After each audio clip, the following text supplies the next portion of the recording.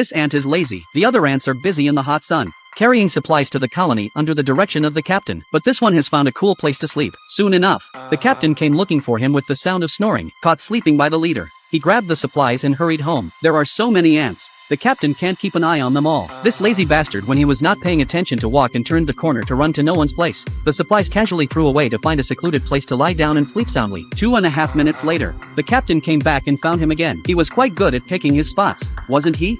Beautiful dream was disturbed. Lazy bastard is naturally very angry, but he is. The top boss can only, and the captain's urging to hang his head down to fight back. As the saying goes, it's easy to change one's nature, but as long as the captain is not on his tail, the lazy bastard will take the opportunity to escape. In order to get a good night's sleep this time, he went 10 miles away and climbed several hundred meters to the top of a mountain. This should be a sure thing, right? Unfortunately, he underestimated the captain's anti-surveillance ability, and just as he closed his eyes, he came to his door. The captain was so angry that he woke him up and dragged him back to work. He was caught 3 times, and naturally, the captain gave him a hard time. However, his patience would only make him even more reckless, so he left the team once again, in order to have peace of mind in the future. This guy was going to solve the problem at the source. He pushes a big rock to the edge of the cliff. The ants heard the commotion and watched nervously. The lazy bastard continued to work without a care in the world. He wanted to destroy the anthill himself. Seeing that the rock is about to fall, the captain gives the order to all the ants to flee to the safe place. The next moment, the stone rolled down the slope from the cliff and the force of the impact turned the anthill into a pile of dust. The ants could only watch the destruction of their home, but they could do nothing about it. Looking down at the ruins, the lazy bastard turns around without feeling guilty and finds a cool place to sleep. Now no one can disturb his dream. If it wasn't for the fact that the ant family doesn't allow infighting, the captain of the team would have had to kill him, so he had to take him out to carry supplies. However,